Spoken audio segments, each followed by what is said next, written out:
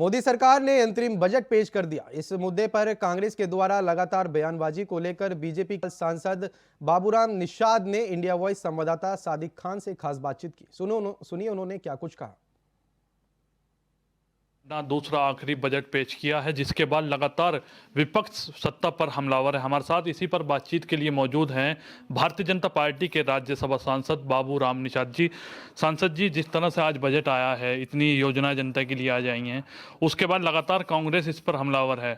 कांग्रेस सांसद कह रहे हैं कि बीजेपी कर्जा लेके पूरी तरह से देश को चला रही है। बीजेपी देश को विकास देकर आगे बढ़ रही है। बीजेपी यहाँ के संसाधन बढ़ाकर किसानों को दे रही है, मजदूरों को दे रही है, मजलूसों को दे रही है, झुग्गी वालों को दे रही है, झोपड़ी वाले को दे रही है, मछुआरों को दे रही है। अरे मछुआरा समाज को देखो, सी फूड में उन्होंने दुगना हो गया। मछुआरों के कल्याण के लिए, झुग्गी झोपड़ी के विस्तार के लिए, उनको मजबूत करने के लिए ये सरकार पहली बार खड़ी हुई है। बहुत सरकारें आई और गई। मोदी जी ने जो गरीब के कल्याण की जो योजनाएं ज़मीन पर उतारी हैं, वाकई में ये पहली बार ऐसा हुआ है जब आम गरीब गांव की जनता खुशहाल हुई है।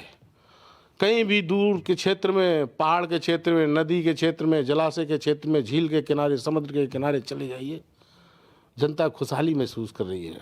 ये मोदी जी की सरकार है। जो उनका हक और अधिकार था सरकार के नाते, सरकार की जिम्मेदारी बनती थी कि उनको रोटी, कपड़ा, मकान, दवाई, शौचालय उपलब्ध कराए। इस सरकार ने लगातार उपलब्ध कराया। आज का जो बजट है बहुआयामी है, सर्वव्यापी है, बहुमुखी है।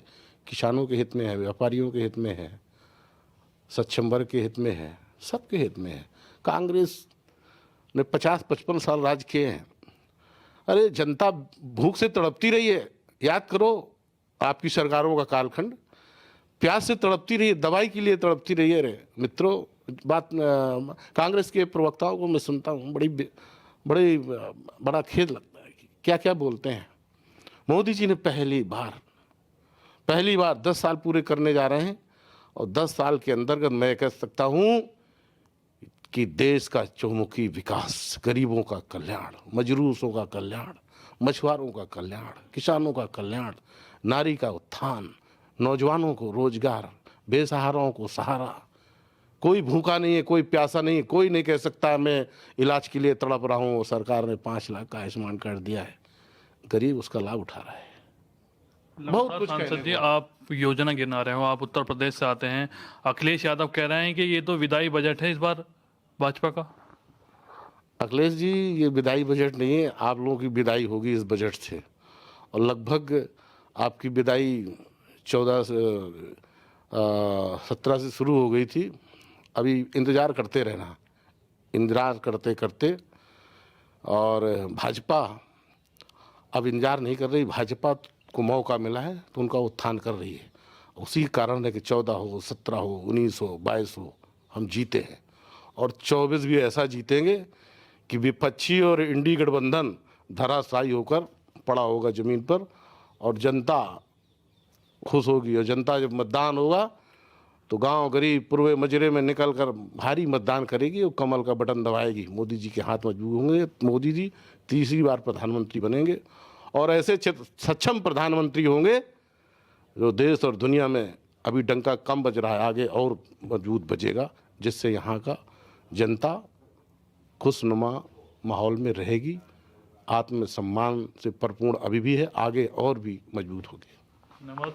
तो ये थे हमारे साथ बाबूराम निषाद जी, जिनका साफ तौर पर कहना है कि जिस तरह से लगातार कांग्रेस हमलावर है, ये उनके झूठे, जितने भी उन्होंने जनता से, लोगों से झूठे वादे किए हैं, उनका नतीजा है। 2024 में भारतीय जनता पार्टी पूरी तरह से पूर्ण बहुमत से जीतने जा रही है। वीडियो जर्नलिस्ट आशू के साथ सादिक खान, इंडिया वॉइस, दिल्ली।